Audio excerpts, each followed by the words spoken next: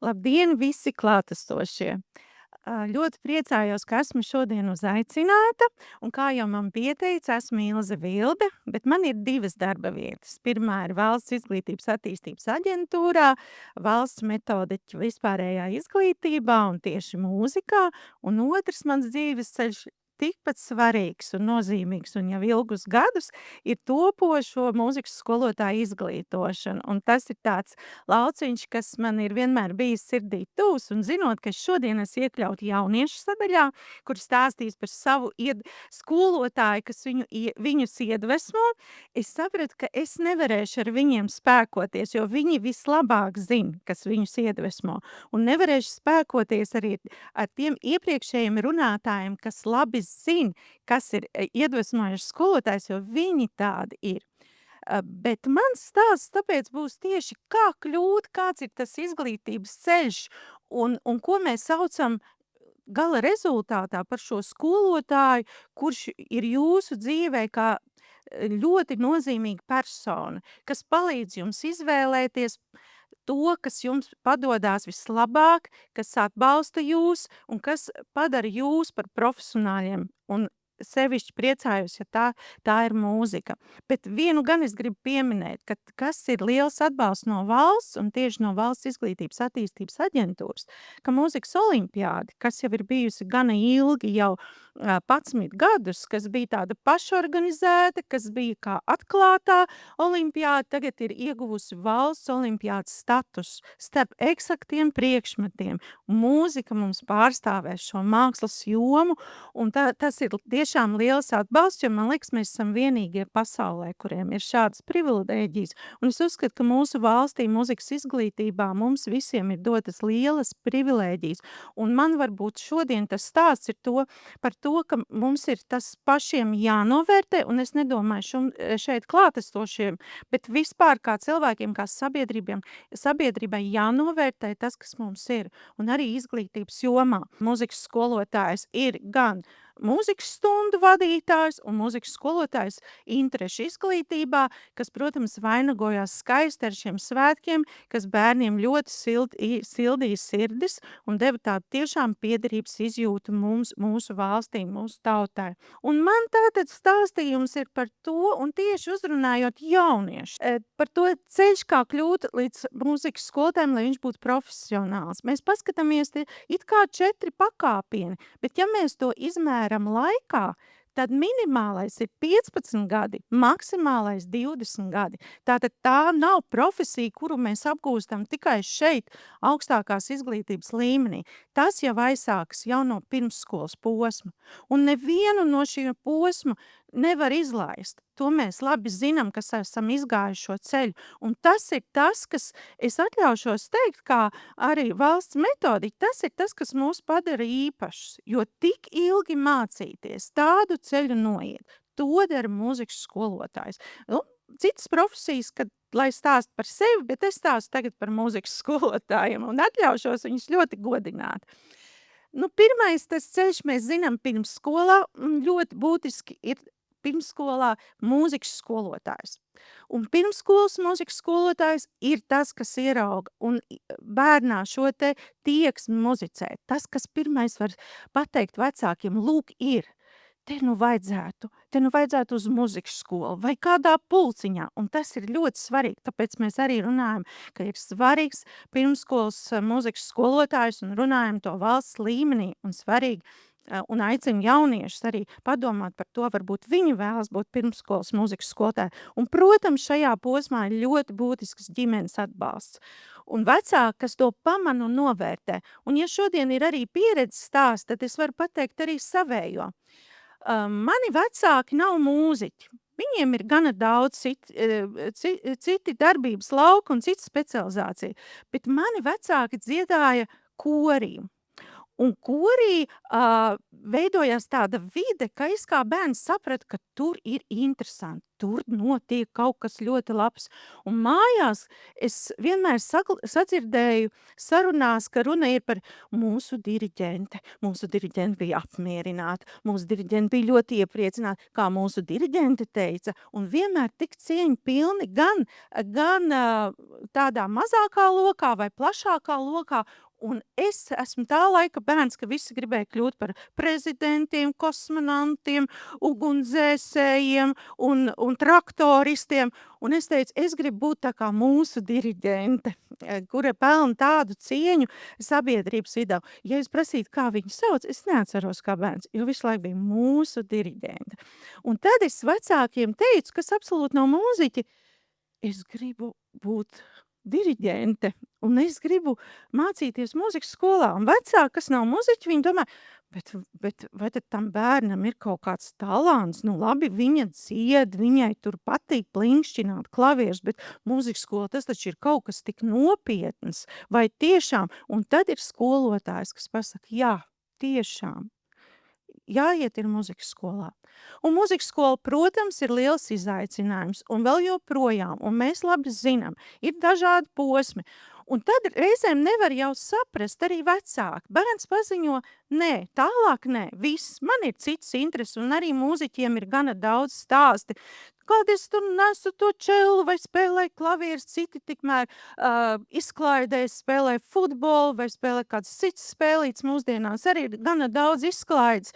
Un man ir jāspēlē mūzikas skola vakarā, un kāpēc?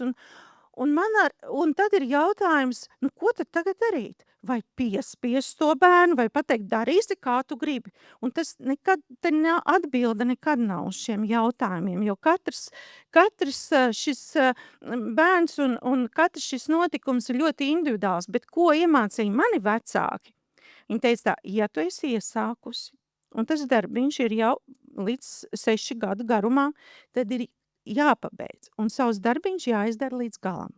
Un eksāmeni, galīgi priekš dzīves nav tas, no kā jābaidās. Jo saprotiet, kad arī runājot par savu pieredzi stāstu, mēs iesākām 7, tad 6 palikām, tad palikām 5, un tad jau beigās tikai 1. Un tad es tā sajūtos tik vientuļi, un es domāju, ar mani kaut kas nav kārtībā, jo es neesmu vairākums. Es esmu kaut kas tik individuāls, bet vecāki bija ieteicis, nē, meitiņ, tieši otrādi, tu esi šo ceļu nogājusi, un vēl tev tas ceļš ir jāpaveic, un tad būs viss. Bet mūzikas skolotāja pateica, nē, nebūs, nebūtu labi, ka viss, jo tas bērns izskatās, ka varētu mācīties arī tālāk. Un tad arī ir skolotāja loma šajā brīdī, jo vecāki jau arī nevar īsti saprast, kā tad, ja vēl nav mūziķi, vai šis ceļš ejams, un tas taču ir nopietni. Un te ir svarīgs tas skolotājs, kas pasaka, jā, bet tas būtu labi. Protams, ka reizēm mums ir bail pateikt, ka, jo tas tomēr ir, tā ir nopietna lieta, jā. Mēs nevaram, viņi izvēlēs būt tik ļoti, tādi, kas ietekmējoši, bet kāpēc mēs nevaram pateikt, ka jā, tu vari, turpini šo ceļu. Un vēl es atceros, ko man vecāki iemācīja. Es jau biju ar tāds pats normāls bērns, vai diekā nepatika spēlēt klavierus, bet man vecāki teica, bet iedomājies, tu aizies un šitā klimperēs, tu sabojās skolotāju visu dienu, un kad tik tu nesabojā viņai dzirdi ar šito spēlēšanu, dziedāšanu, tev ir mājās jātrenējās, jo, un bija tā doma nevis, ka vecākiem būs par to kauns vai kas, bet ka tas skolotājs nabadzīņš, tak jāsaudzē viņa veselība, nervu sistēma, un to es vienmēr esmu paturējis prātā, kad ko man vecāki iemācījuši arī augstskolā, kad es gāju uz lekcijām.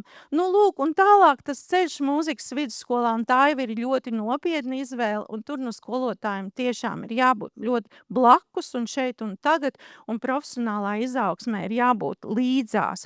Un, ja runa ir par mani personiski, tad mūzikas vidusskola ir tā vieta, kur es tiešām iegūšu šos profesionālos pamatus, kas man noderēja tālāk visai dzīvē.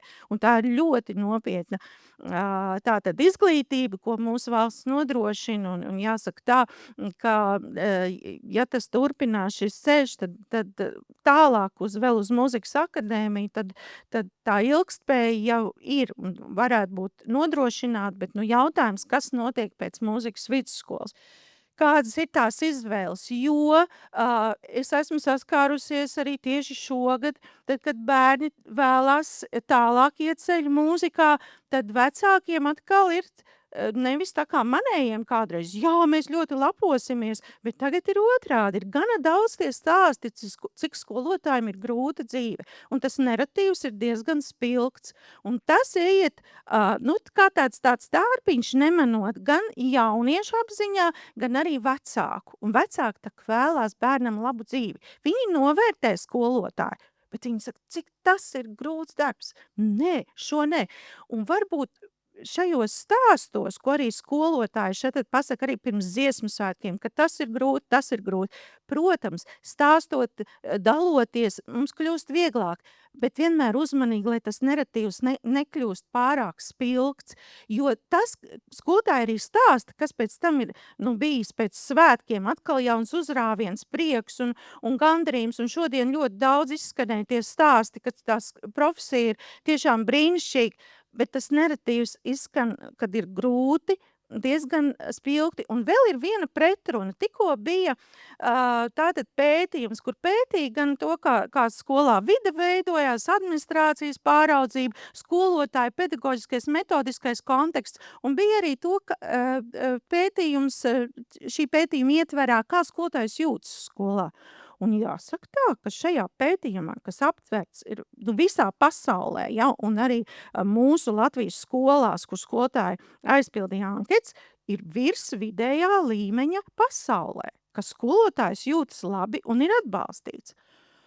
Un to ir atķeksējuši mūsu paši skolotāji, un tā ir ļoti laba ziņa. Un tas ir atkal tāds jauns naratīvs, ar ko varētu mēs dalīties, kad skola ir tā vide, kur tomēr skolotājs jūtas novērtēts un atbalstīts. To paši skolotāji ir atzīmējuši. Lūk, un es esmu vēl pierakstījusi, lai kļūtu par skolotāju, ir arī svarīgi, ja arī viņš neaiziet uz mūzikas vidusskolu, ir svarīgi, ka viņš vidusskolā vai ģimnāzijā gūsta muzikālu pieredzi, ka tur ir skolotājs, kas iesaista muzikālā darbībā, korī, ansamblī, es arī pieminēšu deju kolektīvos un daudz kur citur, ļoti svarīgi, jo tad, ka ja viņš nav izvēlējies šajā ceļā, es nepieminēju arī mūzikas novirzienu skolas, kurām ļoti liela nozīme arī mūzikas izglītībā, un mūsu tātad muzikālās vidas veidošanā, un ja viņš nav izdarījis šo izvēli, neizgājis uz vidējo vispārējo vai uz ģimnāziju, arī tad viņam ir iespēja vēl kļūt par mūzikas skolotāju, jo tie pamati jau ir ielikti. Un tālāk skolotājs uztur viņam šo interesi caur muzicēšanu. Es ceru, ka šodien jaunieši arī to stāstīs, ka tā muzicēšana tiek uzturēts ar to skolotāju, kas viņam ir ģimnāzijā un vidusskolā. Un tad atkal ir jauna izvēle. Un ja tā muzicēšana ir tiešām iekritusi sirdī, tad ir izvēle, un tā ir arī iespēja stāties augstākajā izglītībā. Un mēs zinām, ka mums pašlaik ir tikai Jāzep Vito Latvijas mūzikas akadēmija, un, protams, atkal ir izaicinājums. Citur nav iestāja eksāmeni, aizvest tik savu diplomu, un tad tu tiec, un iestājies vairākās, te nekādas vairākas, te tikai viena, un ir iestāja eksāmeni. Un uz eksāmeniem jāgatavojas. Protams, ir dažādas prasības, lai eksāmeniem tur diferencē. Nav tā, ka visiem vienādi, ja? Piemēram, lai būtu simfonisko orķestra diriģents vai kļūtu par skolotāju vispārējā izglītībā. Un tomēr ir tie kvalitātes kritēriji. Jo, ja mēs sev uzdodam jautājumu, vai mēs gribam, lai skolotājs labi spēlē kādu instrumentu, klavieres, gribam. Vai mēs gribam, lai skolotājs orientējās partitūrās? Gribam. Vai mēs gribam, lai skolotājs labi orientējās mūzikas kultūras jautājumos un labi pārzina mūzikas kultūras vēsturiskos stilus un labi pārzina viss, kas saistīts ar mūzikas teoriju un gribam. Un mēs gribam, lai skolotājs ir profesionāls. Pirmām kārtām profesionāls. Šodien daudz izskanēja skolotājs cilvēks. Es piekrītu, skolotājs ja viņam ir tā mīlestība uz cilvēkiem, cilvēku mīlestība, tā ir ārkārtīgi liela pievienotā vērtība. Un tas ir tas, ko arī jaunieši saka, tas ir tas, kurš iedvesmo, bet pamatā jau arī ir šī profesionalitāte. Un tāpēc tā mācīšanās nav viegli. Un tie, kas arī no jauniešiem varbūt izdarīs šādu izvēli, tā atcerieties, mācīšanās ir nopietnas darbs, un mēs tomēr vēlamies profesionāļus, un mums tomēr ir tā latiņa uzlikta gan augsti, un mēs vēlamies to turpināt. Un tas ir tas ceļš, un te ir arī atbilstoši izvēlēti attēli, tie nav tā vienkārši skaistumam.